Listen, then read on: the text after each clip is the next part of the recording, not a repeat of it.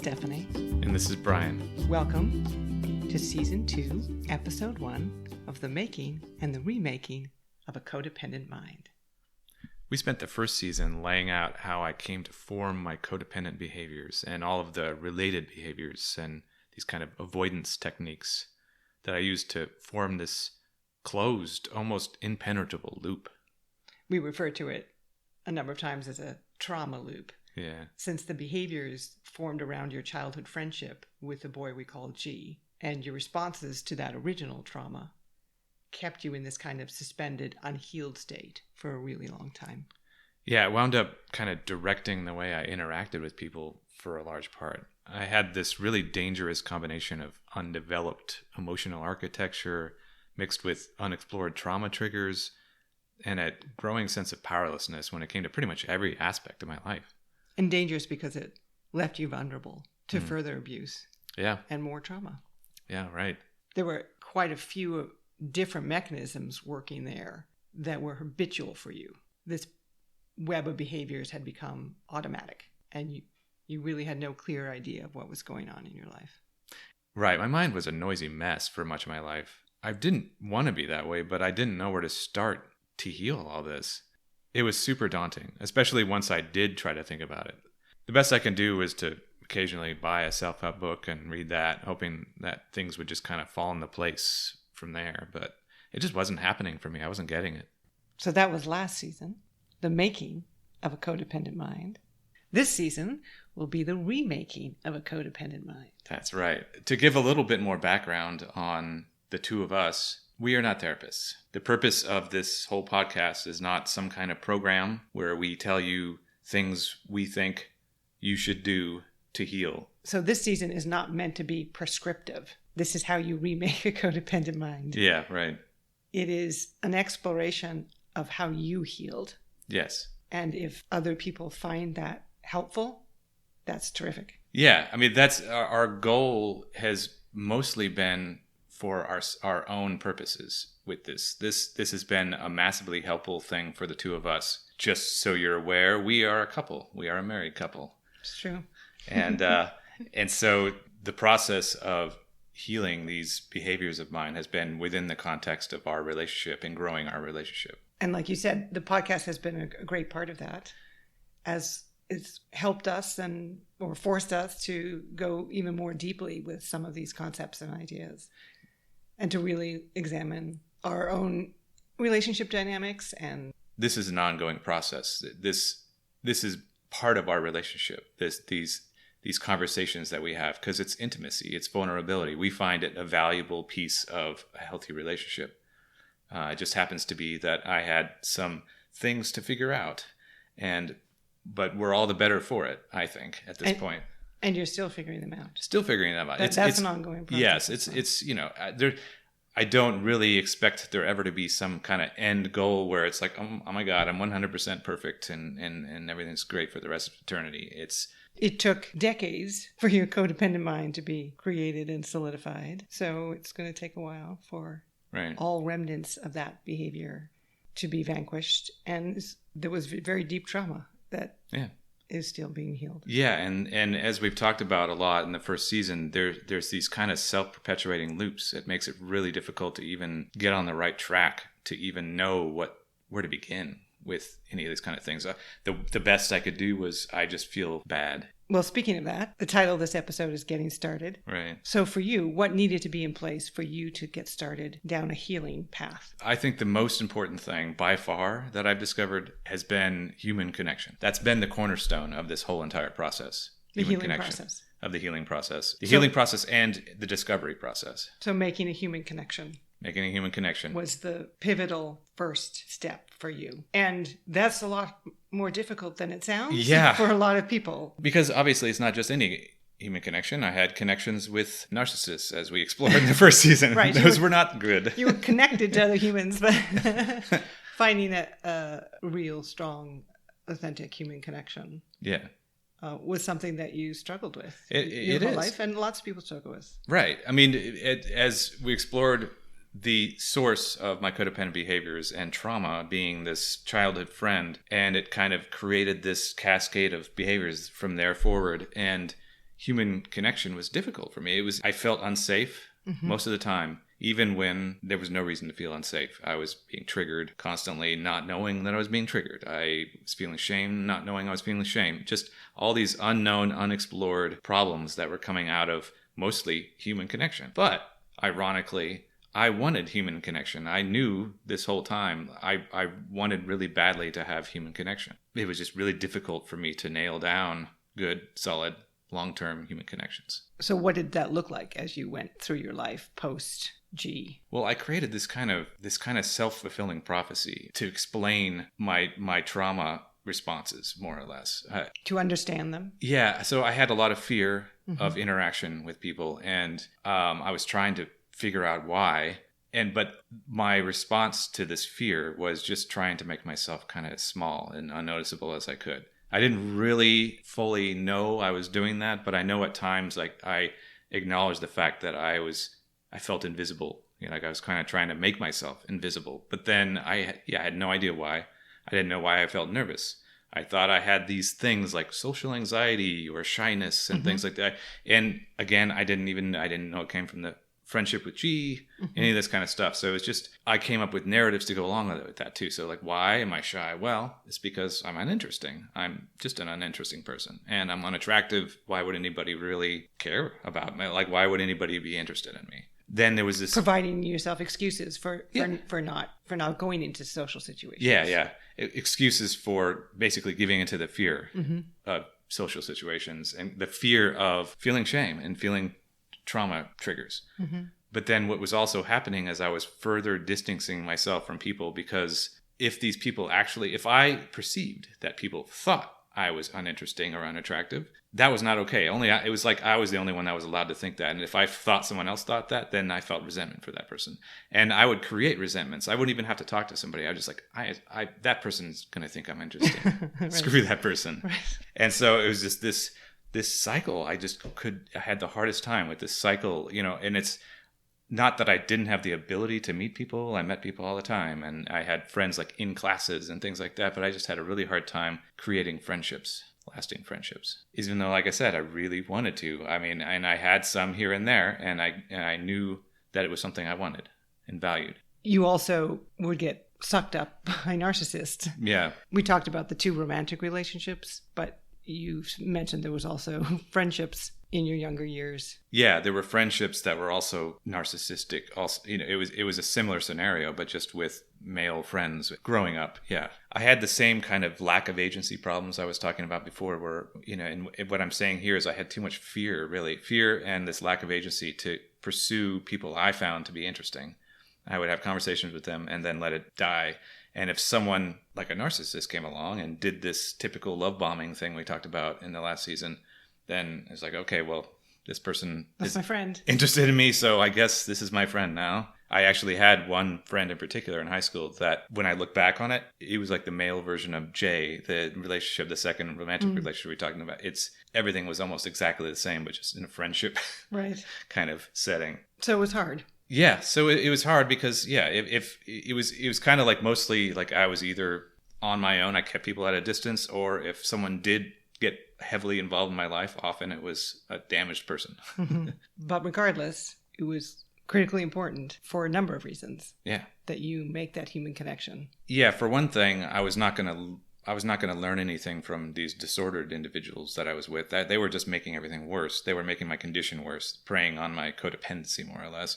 But I was not going to figure these things out on my own either. And that's part of the problem, was that I kind of had the desire for self-improvement, but I had no idea where to go with it. You had a very distorted sense of yourself and your reality. Yeah. We talked about the episode of having an underdeveloped emotional landscape. Right. Because in part, you could not read the signals that various emotions were giving you. You had this sense of lack of agency, so you willingly substituted other people's sense of reality for your own. And as you said, often that was coming from disordered individuals who were almost confirming your distorted sense of yourself. Yeah, right. So it was very difficult for you to get an accurate picture. To build an identity, really. Yeah. So having at least one more person, ideally it's great if it's more than one, being able to offer alternative versions that are actually closer to what real life is. Yeah. Alternative versions of yourself, alternative versions of other people's behavior was really important. Yeah, and in my particular case, this was so deep. This had been going on for so long that it took a lot to break this loop. Because like I said, my life has been peppered with decent people, but somehow it still never broke this loop. There was something about our relationship in particular. I think one of the things was safety. Yes. Is that if you're going to heal from any kind of trauma, mm-hmm. you need to feel safe. Yeah. And like we talked about in the first season, what is particularly sad and about the trauma coming from interpersonal relationships is that you need interpersonal relationships to heal. Mm-hmm. But those are exactly the places in which you feel the least safe. Right. I had several good people in my life, but for some reason, I never reached that level of safety where I felt I could fully open up and really explore things. And face shame is a big thing. I had to repeatedly face shame. It's something I had been avoiding my entire life. And that's part of being vulnerable, is being able to face negative emotions that mm-hmm. it's going to happen. But you were at that point of your life having gone through 12 years of traumatic relationships mm-hmm. that piled on the trauma. Yeah. Made it worse. Made it worse. Mm-hmm. You were not capable at that point of keeping yourself safe. There was no way I was going to begin healing while in these active abusive situations. It just wasn't going to happen. And let's say something here about abuse. Yeah.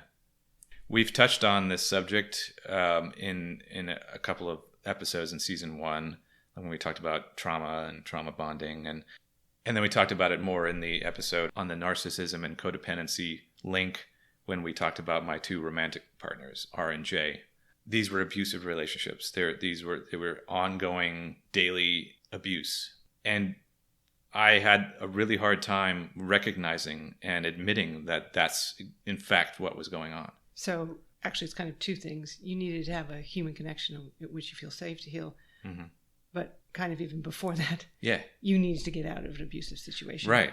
Yes, I had to extract myself from this abusive situation before I could even begin to start healing, because this was activating all of my codependent and defense mechanism behaviors.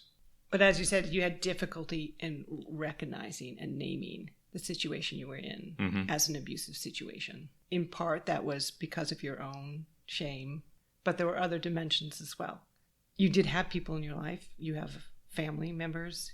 You do have friends. Mm-hmm.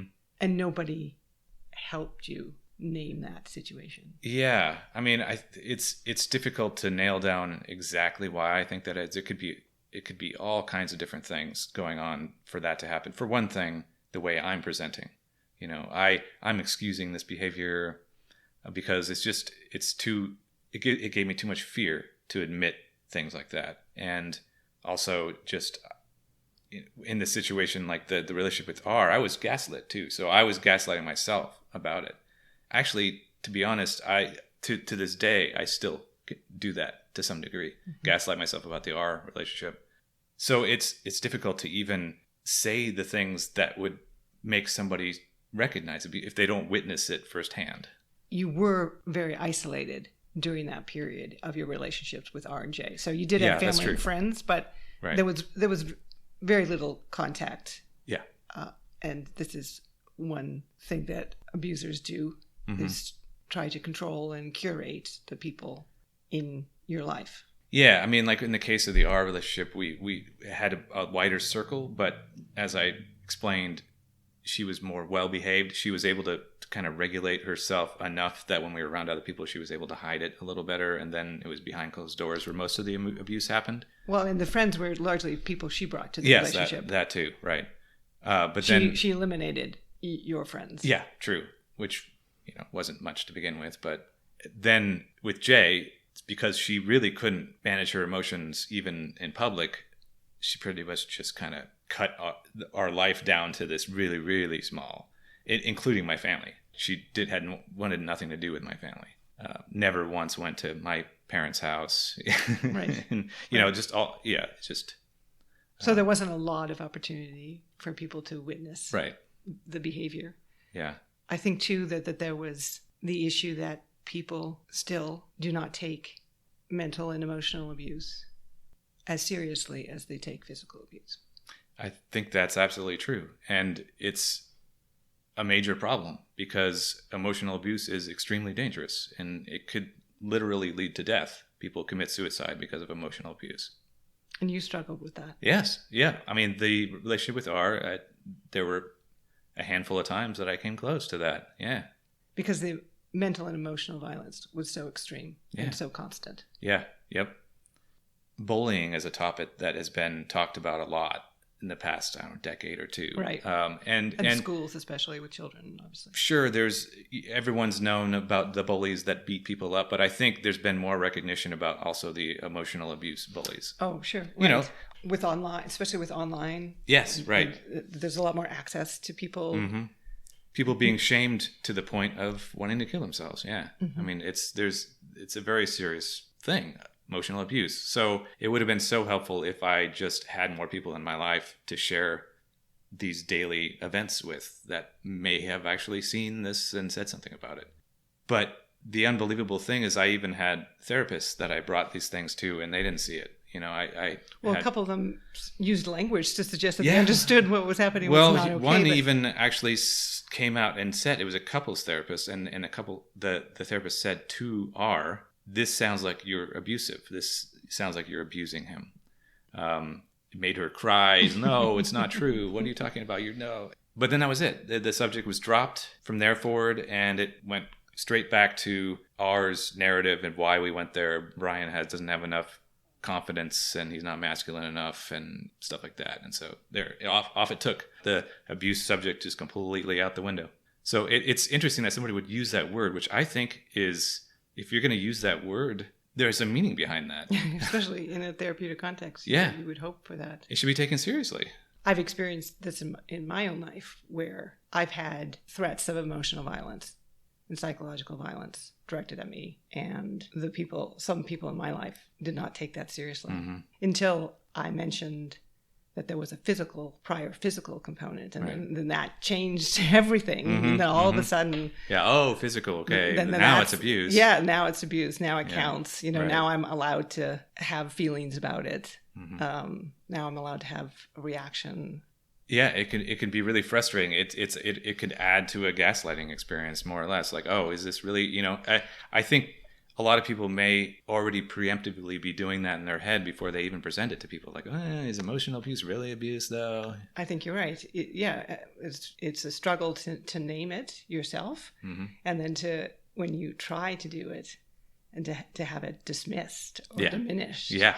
Then it's like, oh, okay, well, confirmed, I guess. I think, too, for instance, with the couples therapist, that there may have been, for you, a gender dynamic in play as well. The level of physical violence that's directed at women is horrendous. Women are killed every day in this country and around the world by intimate partners. Yeah. But I don't think it diminishes that fact, the fact that there is a pandemic of violence, physical violence against women, to recognize that there is also intimate partner violence against men as well.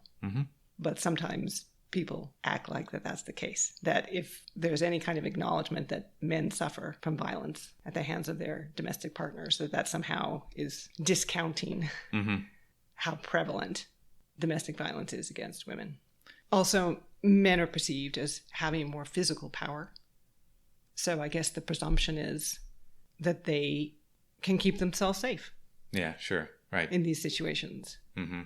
As if somehow having physical superiority to somebody is going to lessen emotional abuse. And like, oh, wow, I can punch somebody? That's going to, yay.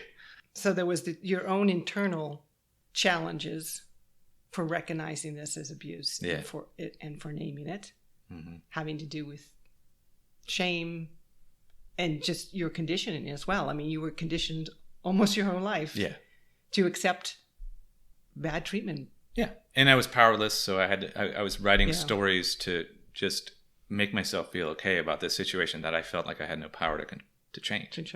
So the internal challenges, and then there's the external challenges, Mm-hmm. where you're surrounded with a larger culture that doesn't treat emotional or mental, psychological abuse with the seriousness Mm-hmm. Urgency. and the urgency Mm-hmm. that it treats physical abuse. Right.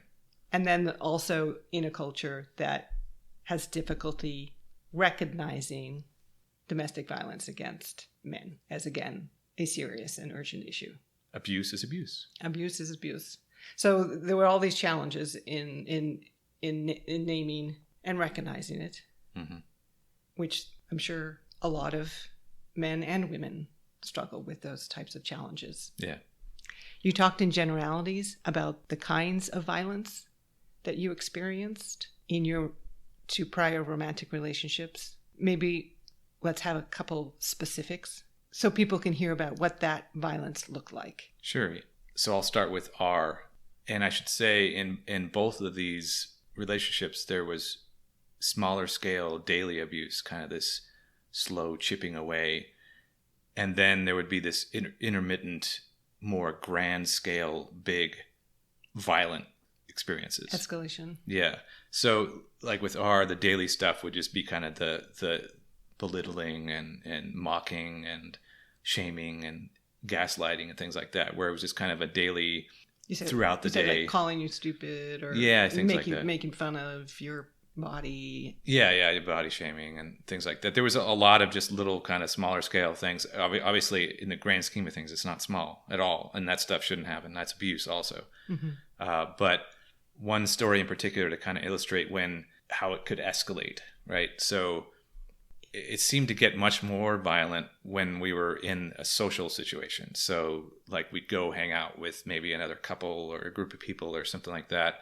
And I mentioned in the earlier episode that it seemed like she was kind of rating my performance. She was holding back, like she was trying to come up with code words to insult me in private while we were but then it would just explode when we get home. It's like, so when it was safe for her to display violence, it's almost like, it built up, explode. So in this one particular case that always pops in my head because it was especially violent, was hanging out with this one other couple friend that lived down the street, and then, having drinks, hung out for maybe a few hours, then came back to our apartment, and no provocation, there was no fight, nothing, just suddenly just started unloading on how I talked, how I looked, how I was breathing, all that kind of stuff, all the usual things that she ripped on me for, but in the most extreme, mocking, hurtful. And she just kept going and going and going. It maybe lasted, I don't know, 20, 30 minutes or something, just like bringing up every possible insult and ways of doing it. So it'd be like, she had a big problem with the fact that I breathe through my mouth a lot, mouth breather, just mocking me about it. Like, here's how you look, here's how, and she came up with like this Looney Tunes character, like there was this like teenage duck with braces or something. You're like that character, like this, and just this extreme mocking, and then my posture, like imitating that and like walking around. This is going to be you when you're 80, and just would not stop. And it was really, really triggering me. It was making me feel awful, and I started to cry. And I was asking her to stop, and then she started making fun of that, and just kept going. And I don't know how it eventually ended.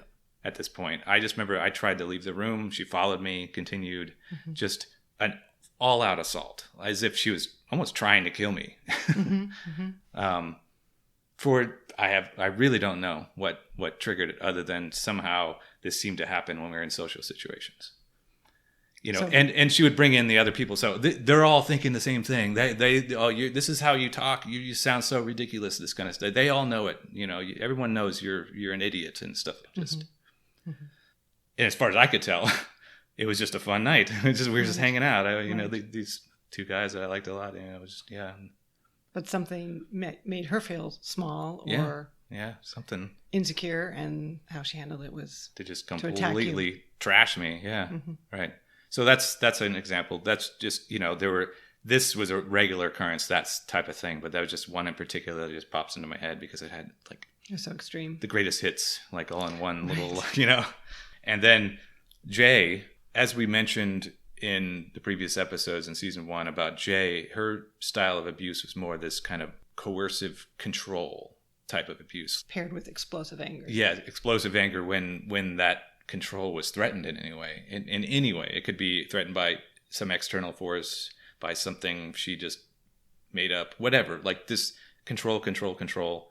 And what did that look like on a daily basis? Yeah, on a daily basis. So there was these daily types of control. A really good example would be our sleeping situations. She felt it was imperative that she control the sleeping experience. I wasn't allowed to move at all. Like really, not just snore. You know, obviously that's annoying when someone snores. You know, but I wasn't allowed to move. Like I couldn't turn over and stuff like that. And she would get really angry and pound the bed, like just kind of swear. Yeah, swear at me. Like, and so it was.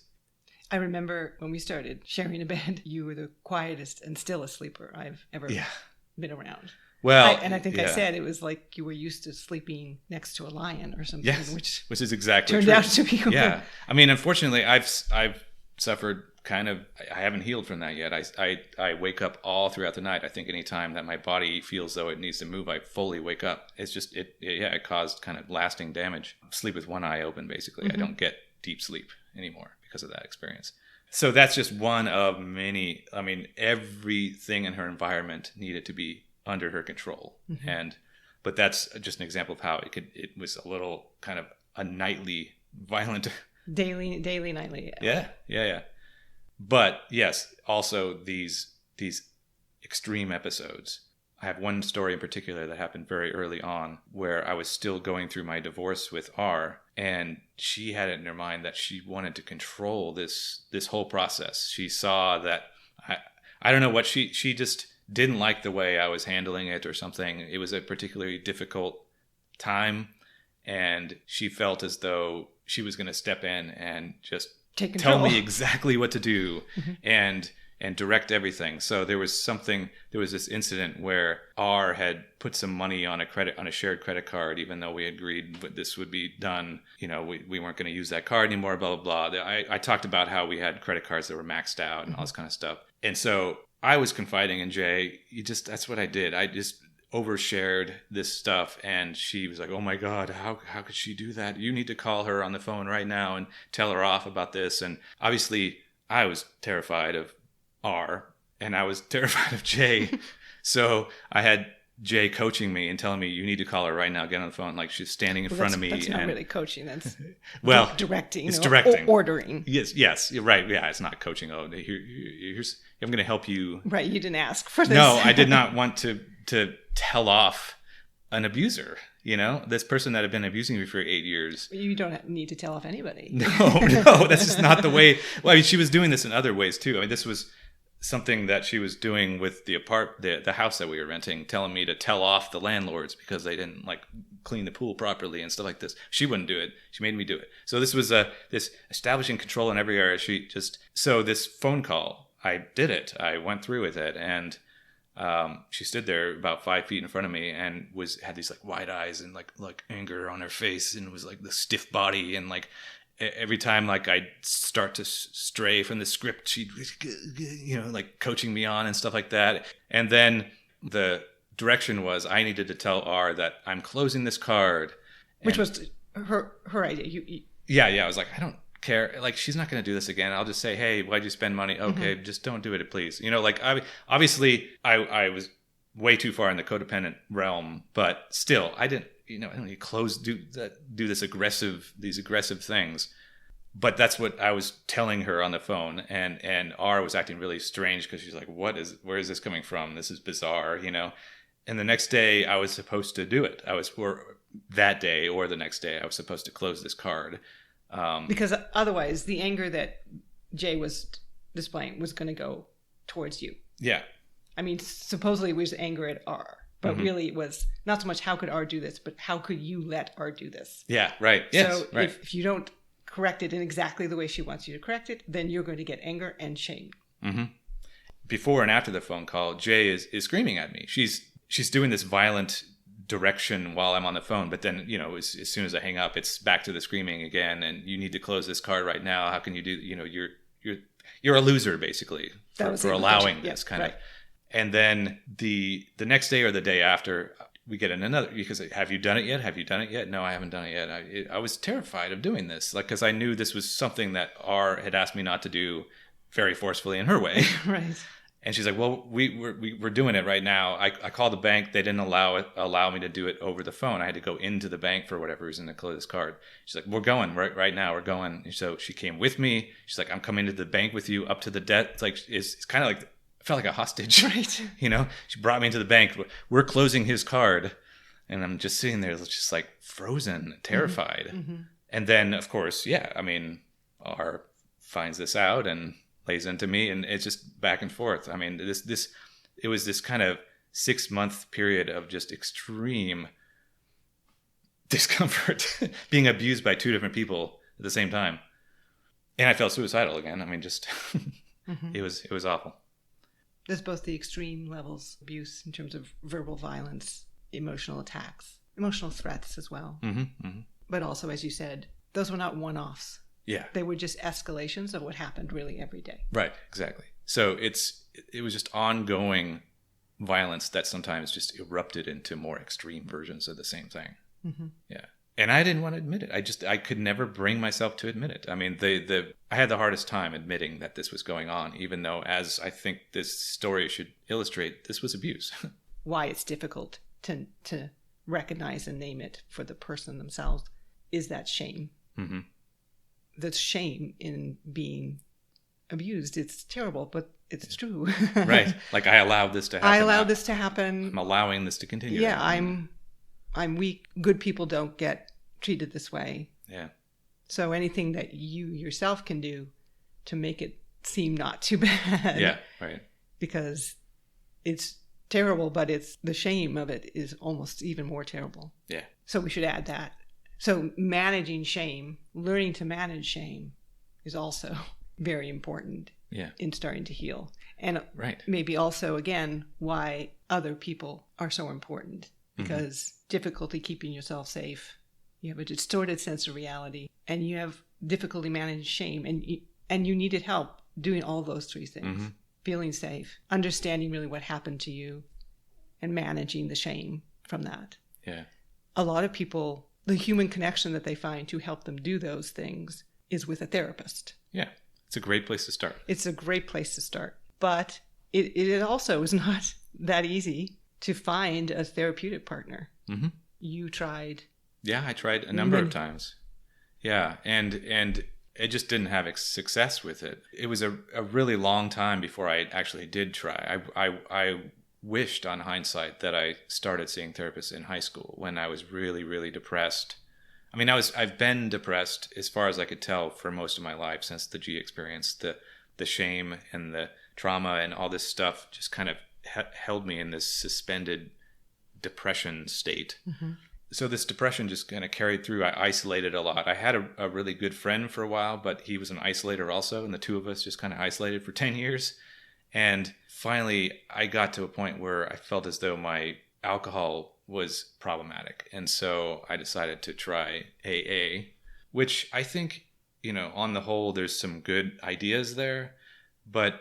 And it could be a source of a human connection. Yeah. I mean, it's at the core, you're connecting with other people, and it's about trying to better yourself. And there's some elements in there that were particularly, at the time, I didn't recognize, obviously, but things like resentment is a big thread in there. That's a great thing to be thinking about. But for me in particular, part of a big part of the problem was that one of my core problems was powerlessness. I didn't feel like I had agency, that I had power over my life. And the cornerstone of this program is powerlessness. It's promoting powerlessness. And so I think just for me, this was not a good fit.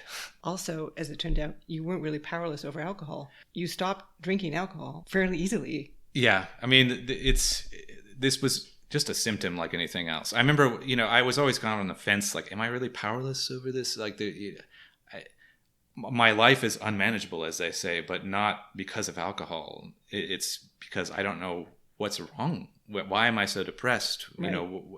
Why can't I make human connections? Like, what's going on there? So drinking too much was just a symptom of it. Just like ultimately depression was a symptom. That was not the problem, which I thought it was for all those years.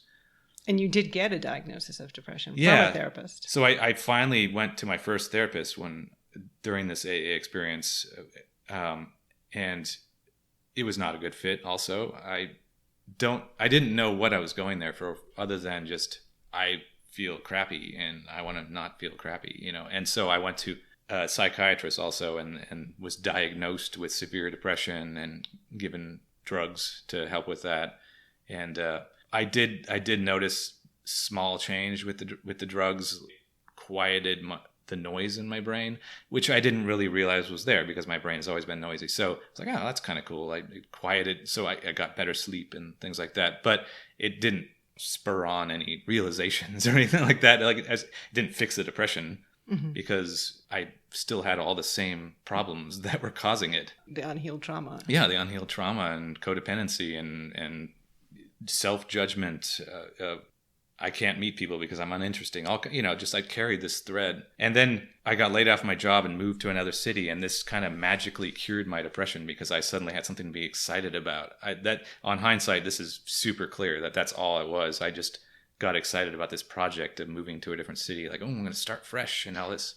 But later during our relationship, you were diagnosed again with depression and were given medication. Yeah. But also when I thought I was cured with depression, it was this, you mentioned earlier how these narcissists would kind of find me. And so at this particular time, I moved to the city. I was new to the city and I was feeling great. I was starting to put myself out there. I was even putting myself out there to women, going on a few dates. And then here comes the R. Snapped you up. Snapped me up. Yeah.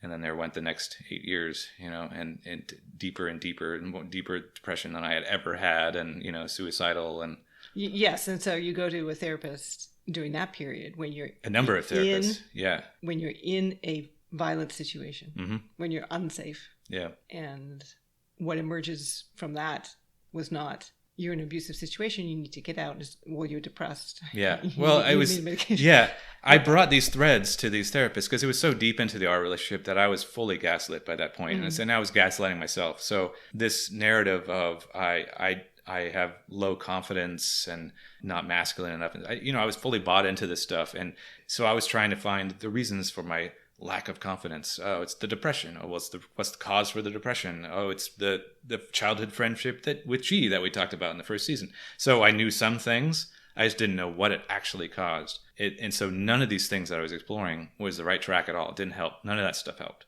So all these conversations I was having with the therapist, it was just like, okay, how can you start feeling better about yourself, and like what kind of positive self-talk can you and repair your marriage? Yeah, repair your marriage. I mean, even though I was telling them how harsh, I mean, that's, I think the best I can do is just say, oh, she's a little harsh sometimes in the way she tells me to do things, but I really don't think I focused on it. I don't know. To a therapist, I'm just some guy that's coming in and going, I'm depressed and I have low confidence. What can I do about this? No one pushed me.